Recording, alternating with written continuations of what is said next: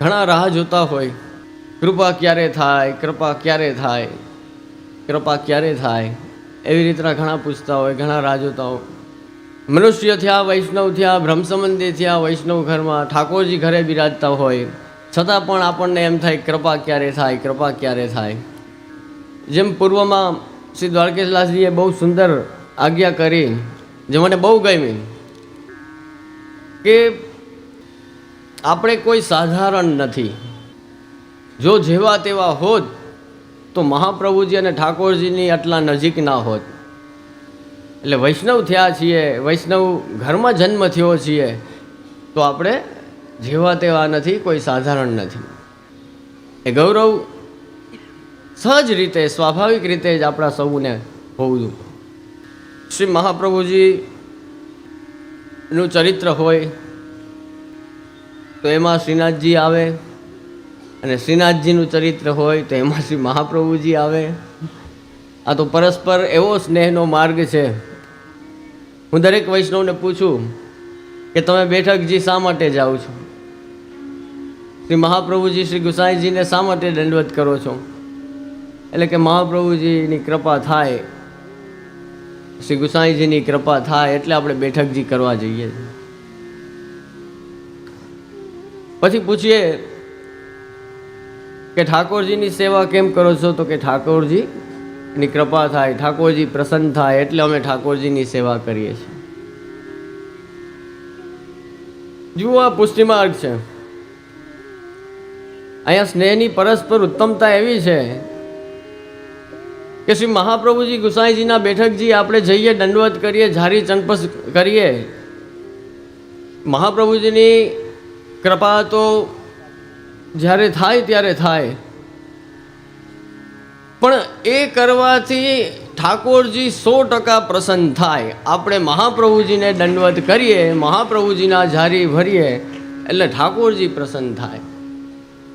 અને દરરોજ ઠાકોરજીની સેવા શા માટે કરવી જોઈએ? ઠાકોરજીના દર્શન શા માટે કરવા જોઈએ?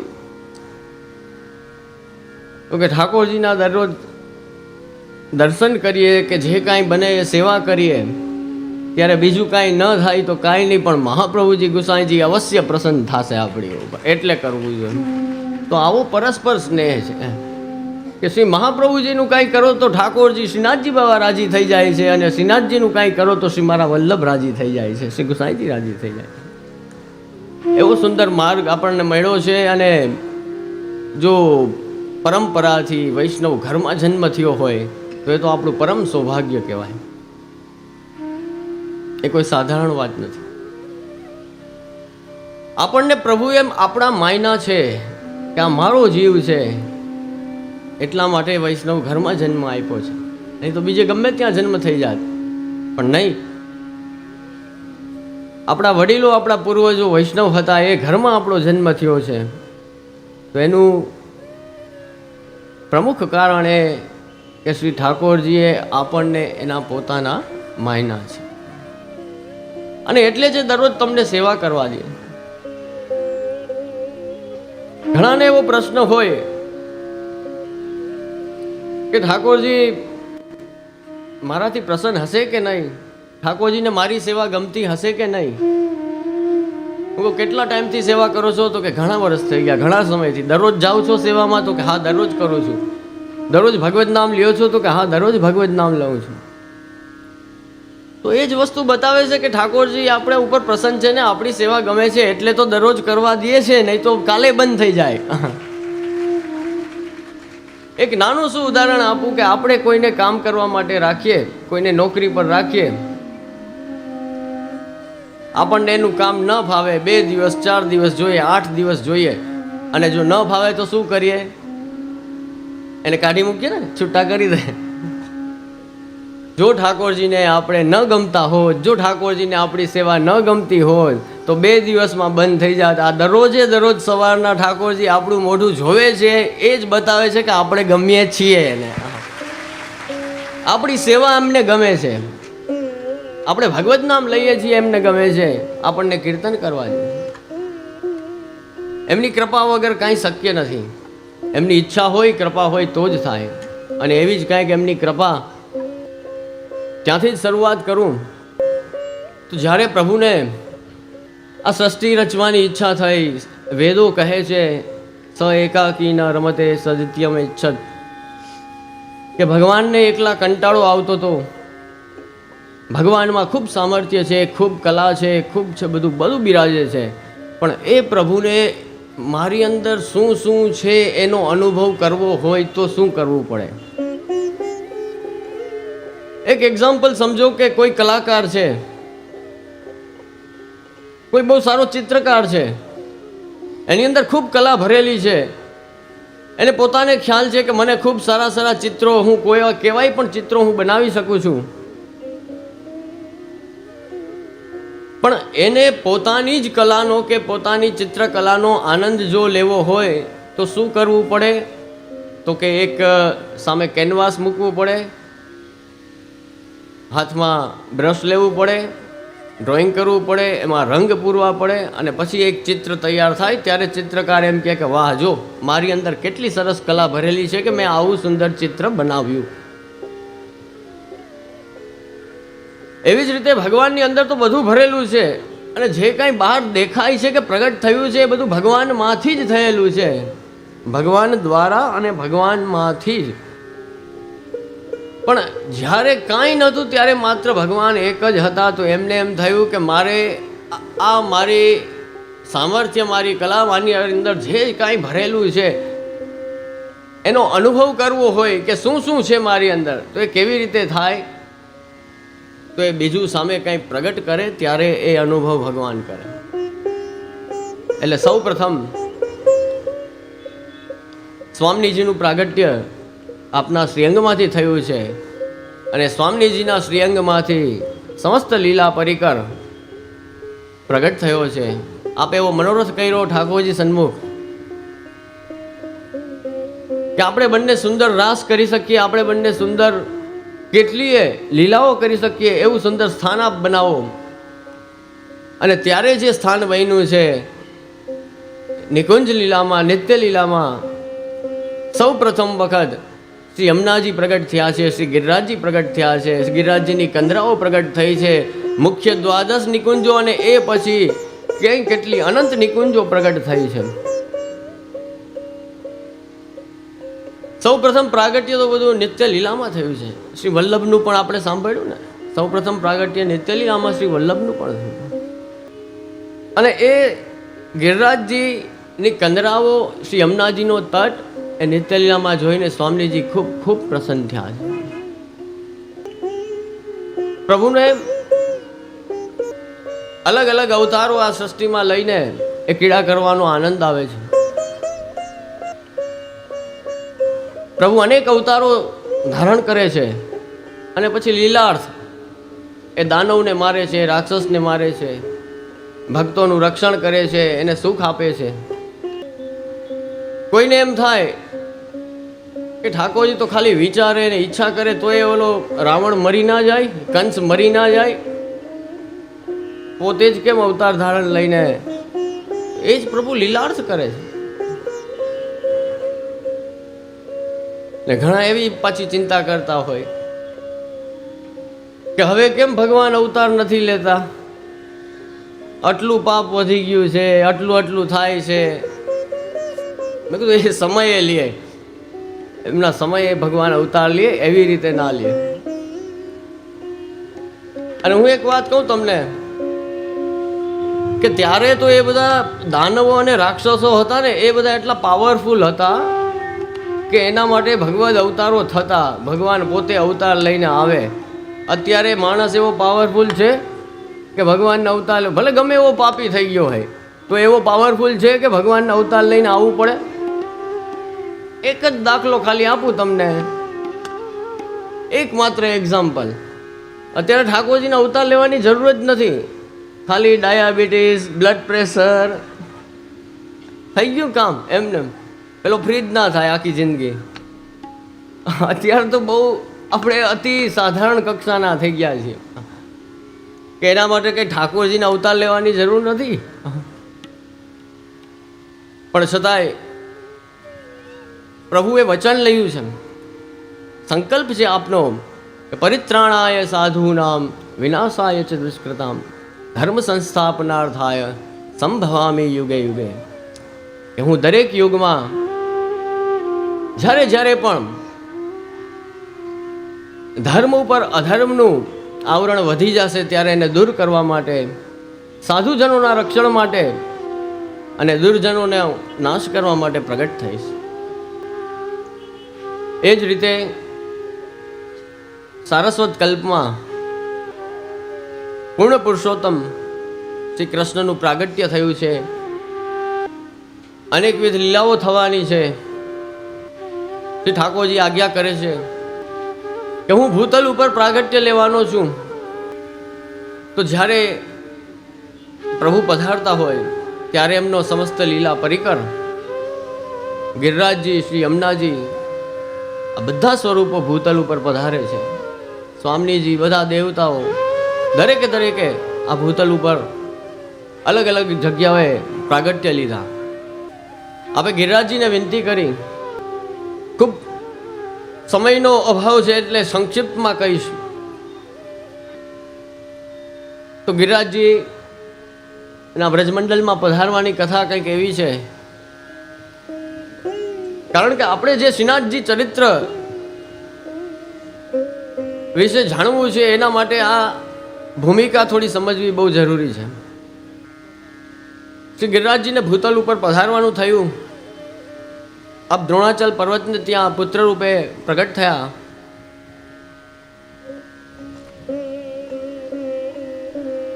એક વખત પુલસ્ત્ય ઋષિ આપને ત્યાં આવે છે અને શ્રી ગિરિરાજજીના પિતાને વિનંતી કરે છે કે મારે કાશી જઈ અને તપ કરવું છે. તો ત્યાં કોઈ એવું એકાંત સ્થળ નથી કે જ્યાં હું નિરાતે બેસીને તપ કરી શકું, ધ્યાન કરી શકું. આપના સૌથી મોટા પુત્ર ગોવર્ધનને મારી સાથે આજ્ઞા આપો કે આવે તો હું એની કંદરાઓમાં બેસીને નિરાતે ત્યાં કાશીમાં મારું ધર્મ ધ્યાન કરી શકું, મારું જપ તપ કરી શકું. શ્રી ગોવર્ધનને બોલાવવામાં આવે છે. આપના પિતા પૂછે છે કે ઋષિ મુનિ આજ્ઞા કરે છે પણ તારી બેટા ઈચ્છા છે?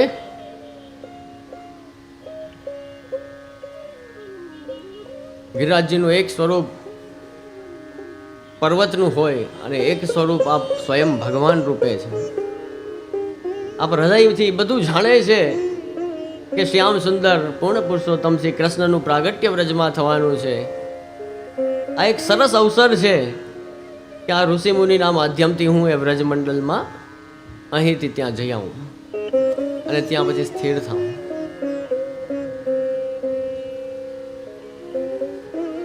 આ પુલસ્ત્ય ઋષિને કહે છે કે હે મુનિ શ્રેષ્ઠ, આપ મને પધરાવીને કેવી રીતે જશો? હું તો 8 યોજન લાંબો છું, 2 યોજન ઊંચો છું. 1 યોજન બરાબર આપણા હિસાબથી 10 કિલોમીટર લેખી લ્યો, બરોબર, 10-12 કિલોમીટર. હા, તો ગિરિરાજજી કહે છે કે 8 યોજન લાંબો છું, 2 યોજન ઊંચો છું, મને પધરાવીને કેવી રીતે આપ જશો? એટલે પુલસ્ત્ય ઋષિ કહે છે કે આપ હા પાડો પછી એ કોઈ મોટો પ્રશ્ન નથી. હું મારા યોગના બળથી આપને મારી હથેળીમાં ઉચકીને લઈ જઈશ. પેલા એ ઋષિ મુનિઓ હતા એના તપના બલથી, પેલા એ મંત્ર શક્તિ હતી. એ મંત્ર શક્તિથી બધું થઈ શકતું. વરસાદ આવી જતો, વિમાનો ઉડતા, એ બધું પહેલાં મંત્ર શક્તિથી થતું. હવે બધું યંત્ર શક્તિથી થાય છે. એટલે પાછું પોલ્યુશન થાય છે. મંત્રમાં પોલ્યુશન નહોતું, હવે એ બધું સમસ્યા થઈ ગઈ છે.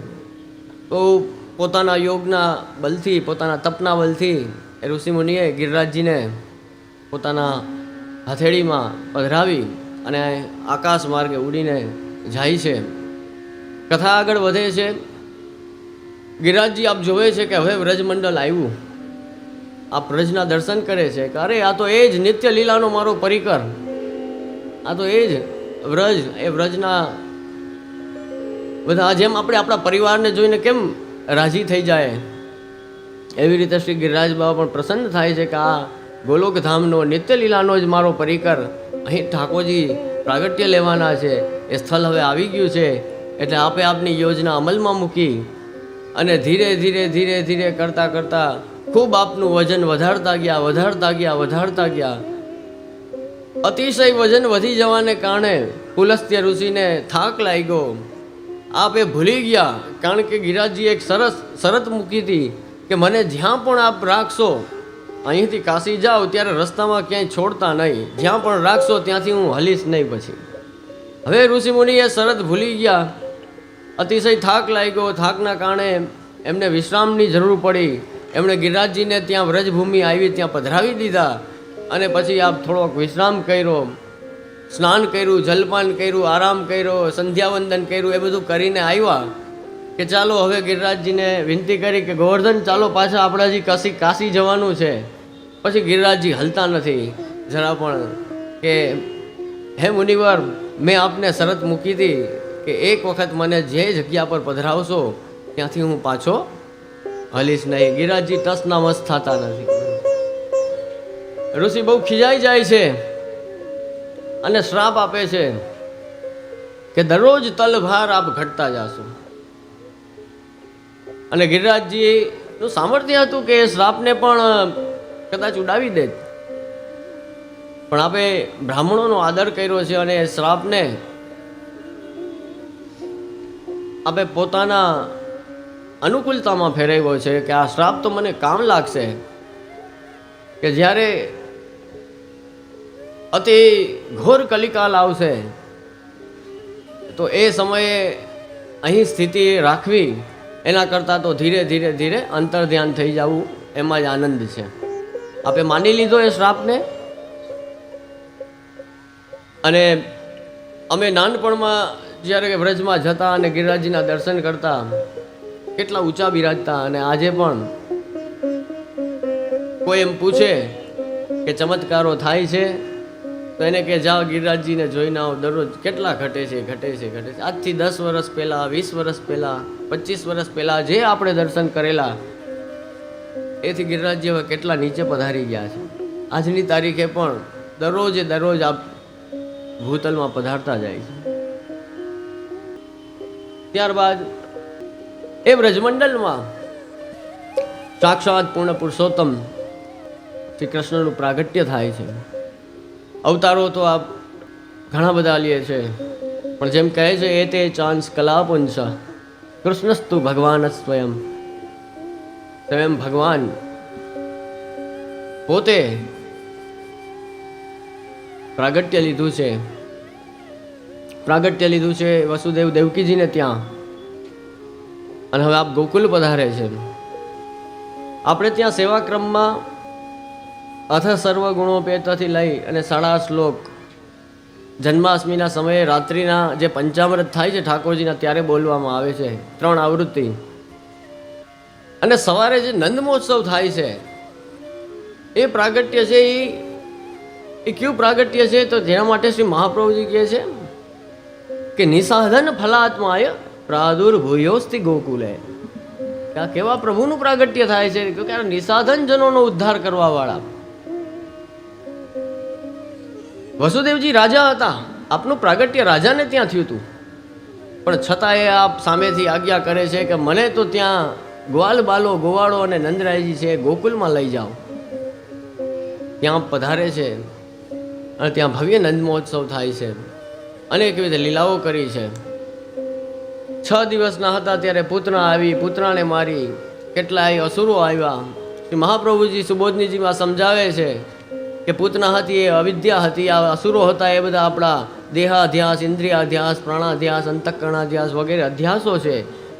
એટલે કારણ શું છે કે ભક્તિવાળું હૃદય છે, ભક્તિનો સ્વભાવ નાજુક છે. એ ભક્તિવાળું હૃદય છે એમાં જરાય પણ આપણને ડિસ્ટર્બન્સ ના આવે એવી શ્રી મહાપ્રભુજી આપણી તકેદારી રાખે છે. એટલે આવી સુંદર સુંદર ભાવનાઓ કરી કે અસુરોને માર્યા ભગવાને, તો એમાં પણ આ બધી ભાવના કરી. આ કહેવાનું કારણ છે કે શ્રીનાથજીનું જ્યારે પ્રાગટ્ય થશે ત્યારે પ્રભુ આ સારસ્વત કલ્પની જે લીલા છે એના 2 પાર્ટમાંથી એક જ પાર્ટ ઉપર આ આનંદ કરશે. આ અસુરોને મારવાનું ને કાંઈ નહીં કરે. અહીંયા સારસ્વત કલ્પમાં પ્રભુ એ કરે છે. એ વ્રજભક્તો, એ ગ્વાલવાલો બધા નિસાધન હતા. એ કોઈ યુનિવર્સિટીમાં ભણવા નહોતા ગયા, એ કોઈ શાસ્ત્રજ્ઞ નહોતા, એ કોઈને એ બોલો અભણ ગોવાલણ, એ વ્રજની અભણ ગોવાલણે ઠાકોરજીને વશ કર્યા હતા. મોટા મોટા પંડિતો નથી કરી શકતા. અને વિચારો એ સંવાદ કેમાં થયો? અત્યારે આપણે શ્રી દ્વારકેશલાલજી ગોપી ગીત કહે છે ને, તો ભાગવતક તો છે. શ્રી સુખદેવજીએ પરીક્ષિતને સંભળાવ્યું છે એટલે એ સંસ્કૃતમાં છે, પણ ઠાકોરજીને ગોપીજનોએ વાતો કરી હતી ને એ તો વ્રજભાષામાં જ હતી. વિચાર કરો કે એ પ્રસંગોની તાકાત કેટલી હશે કે એના ઉપર આટલા મોટા મોટા ગ્રંથો રચાણ, કે જેને મોટા મોટા પંડિતો સમજવા માટે વિચાર કરે. પ્રભુ ગોચારણ કરવા પધારે છે, પ્રભુ ખેલવા પધારે છે, અને ઉત્થાપનના સમયે જે ભાવના કરવામાં આવે છે એ પુલિંદી જીવો જ લીલો મેવો ઠાકોરજીને ગિરિરાજજીના જે વૃક્ષો છે એમાંથી જ પધરાવીને રોગાવે છે. અને ફરી પાછા ઠાકોરજી જ્યારે નંદાલયમાં પધારે છે એ ભાવથી આપણે સંધ્યા આરતી કરીએ છીએ. 7 વર્ષના ઠાકોરજી છે, આખો બ્રજ ઉત્સવ કરે છે, ઇન્દ્રનો યાગ કરે છે કે ઇન્દ્ર ખૂબ સરસ વરસાદ વરસાવ્યો, તો હવે આપણે શું કહેવાય, પેલા થેન્ક્સ ઓફ ગિવિંગ, કે એણે આપણને વરસાદ આપ્યો તો આપણે હવે એનું કૃતજ્ઞતા પ્રગટ કરીએ. આપણે ઇન્દ્ર માટે એ દેવ એવા છે કે એના હિસાબે જ આપણા પશુપાલકો, ખેડૂતો એ બધાનું જીવન હૈરું ભૈરું રહે છે. ખૂબ તૈયારીઓ થાય છે. ઠાકોરજી 7 વર્ષના છે. 7 વર્ષના કનૈયા નંદરાયજીને કહે છે કે બાબા આ સમજમાં નથી આવતું કે મહેનત આપણે કરીએ છીએ અને આ બધા ભોગ કેમ તમે ઇન્દ્રને ધરો છો, ઇન્દ્રનો યાગ કેમ કરો છો? તો કે દીકરા, નંદરાયજી સમજાવે છે કે આપણને ઇન્દ્ર સુખી કરે છે, આપણા દુઃખ ઇન્દ્ર દૂર કરે છે. ઇન્દ્રદેવની ખૂબ આપણા ઉપર કૃપા છે. એ વરસાદ આપે છે ત્યારે જ આ ધન ધાન્ય થાય છે, આપણી ગાયો ચારો ચરી શકે છે. ઠાકોરજી કહે છે કે બાબા, સુખ ને દુઃખ કાંઈ ઇન્દ્ર નથી આપતો, સુખ ને દુઃખ તો આપણે પોતે જ ઊભા કરીએ છીએ. આપણા કર્મો આપણને સુખી અને દુઃખી કરે છે.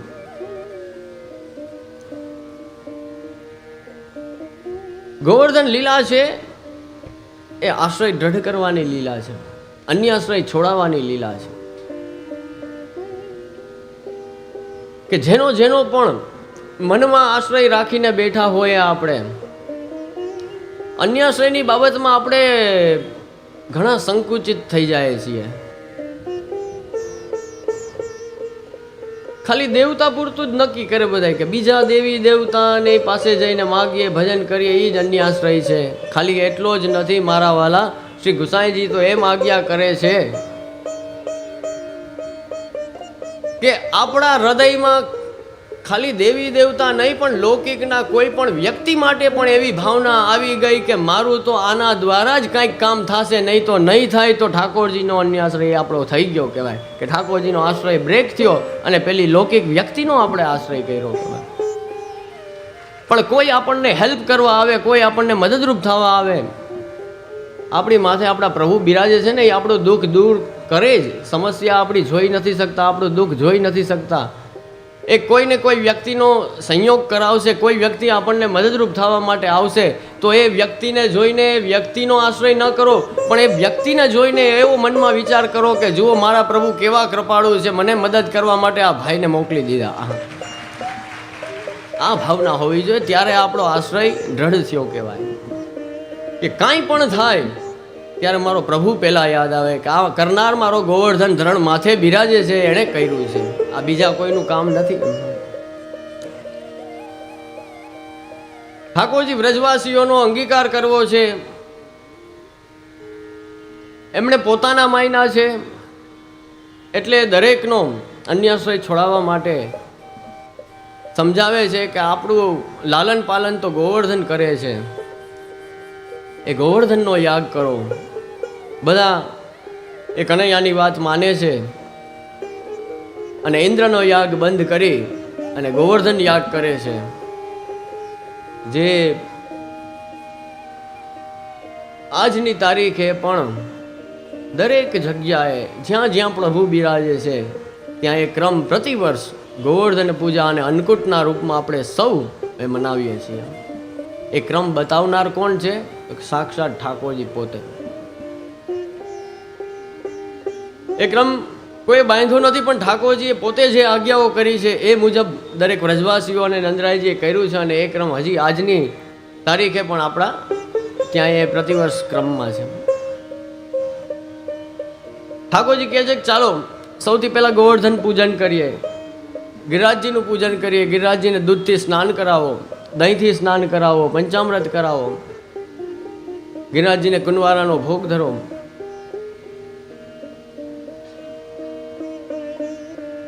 ગોવર્ધન પૂજા માનુષી ગંગા જલ નવાય કે પાછે દૂધ ધોરી કો.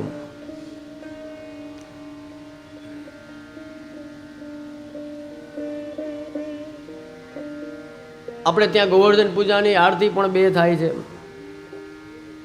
ઠાકોરજીની આડીથી કરીએ છીએ. એ બધું ઠાકોરજીએ કરેલું છે, એ ક્રમ આપણને ઠાકોરજીએ બતાવેલો છે.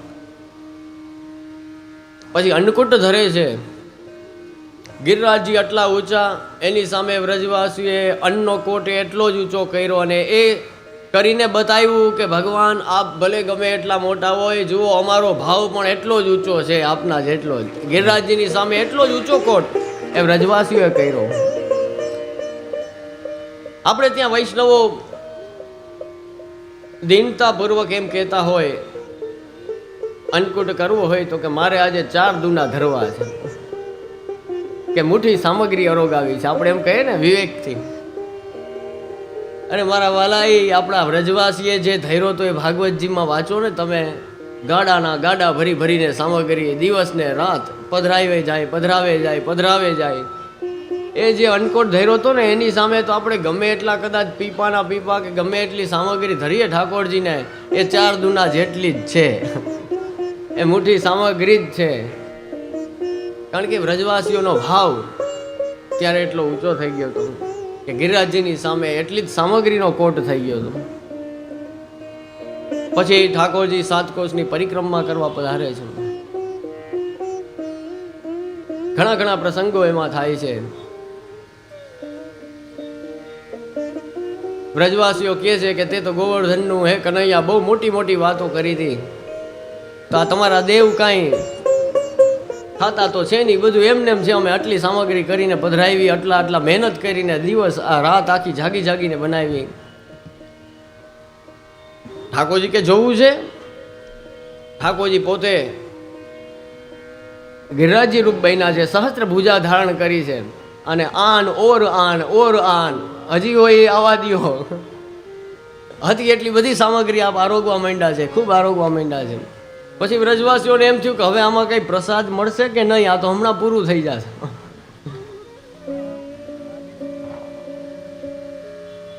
ખૂબ સુંદર સુંદર ભાવ છે એના. સમયના અભાવને કારણે હું બહુ વિસ્તાર કરી શકતો નથી. ઇન્દ્ર આ બધું જોઈ શકતો નથી. ઇન્દ્રના અનુચર એને સમાચાર આપે છે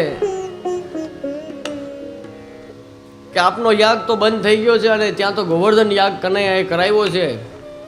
ઇન્દ્ર ઠાકોરજીના સ્વરૂપને જાણતો નથી અને કોપાયમાન થઈ ગયો છે કે આવી દુષ્ટતા આટલા વર્ષોથી જે મને દેવ તરીકે પૂજતા હતા અને મારો ભાગ મને આપતા હતા એ બંધ કરી દીધો. ખૂબ કોપાયમાન થઈને એણે મુશળધાર વરસાદ વ્રજ ઉપર વરસાવી છે. બધા થોડી વાર માટે ગભરાઈ ગયા છે વ્રજવાસીઓ કે આ જુઓ એટલે જ થયું, આપણે ઇન્દ્રનું બંધ કર્યું ને. ઘણા ગભરાતા હોય, જે વર્ષોથી આજે કંઈક પેઢી દર પેઢીએ એક રીત ઘૂસી ગઈ હોય ને એ કરવા માટે કે એ નિવેદ નહીં કરીએ તો કોપાયમાન થઈ જશે દેવ, એમ ઘણા ગભરાતા હોય આજની તારીખે. આ જુઓ, એ બંધ કરાવ્યું. આપણા માટે યજ્ઞ કયો, આપણા માટે નિવેદ કયો, એ જે કાંઈ કયો ને એ શું છે તો કે ઠાકોરજીને અન્નકૂટ ધરો ને એમાં બધોય ક્રમ આવી જાય છે. એ આપણો મોટામાં મોટો યજ્ઞ છે. અમારો દેવ ગોવર્ધન રાણો, આપણો કુલ દેવતા કયો, કુલ દેવી કયો, જે કાંઈ કયો એ ગોવર્ધન છે, ગિરિરાજજી છે. ઠાકોરજીએ તો એ સમજાવ્યું છે આપણને કે ચિંતા કરોમાં. ખાસ સમજવાનું એ છે, જુઓ તમે ખરેખર સમજો કે કાંઈક છોડીએ આપણે એટલે તમને બીક લાગે કે અમે આટલા વર્ષોથી કરીએ ને હવે આ છોડી દેશું એટલે એ દેવ કોપાયમાન થઈ જાય ને આપણને બીક લાગે, બરાબર? કાંઈક પણ તમે કરતા હોય એ છોડી દો ને તો બરોબર છે કે કોઈ કોપાયમાન થાય, પણ એ છોડીને પાછું શ્રીનાથજીનું શરણ લ્યો ને એટલે કોઈ કોપાયમાન ના થાય. હા, એમને એમ રહ્યો તો કોપાયમાન થાય, પણ સામે પકડો ને, શ્રીનાથજીનું શરણ પકડો છો તમે, પછી કોઈ દેવ કે દેવીની તાકાત નથી કે તમારી સામે આંગળી તો ઠીક આંખ ઊંચી કરીને જોઈ શકે એમ. કારણ કે શરણ કોનું છે? શ્રીનાથજીનું છે, સર્વ સામર્થ્યવાન ગોવર્ધન ધરણનું છે. એ જ વસ્તુ ઠાકોરજીએ પોતાના મુખારવિંદથી આ ગોવર્ધન લીલામાં સમજાવી છે. આશ્રય દ્રઢ થાય આપણો, એના માટેની આ લીલા છે.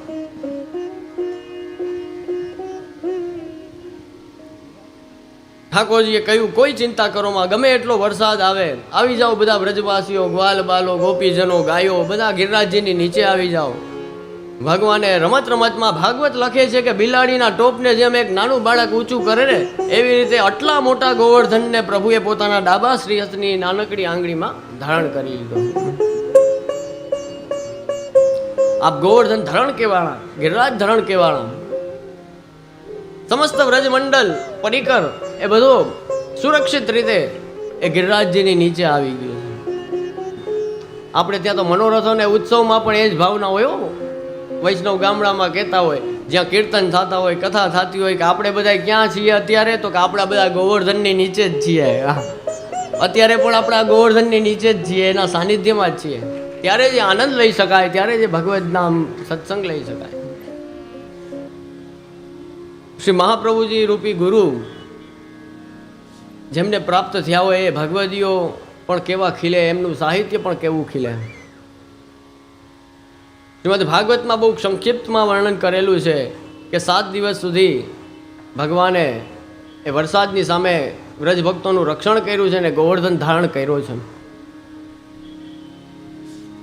વિશેષ તમારે જાણવું હોય ને તો આપણા અષ્ટસખાની વાણી છે ને એમાં ખૂબ વિસ્તાર છે, ખૂબ વિસ્તાર કરેલો છે.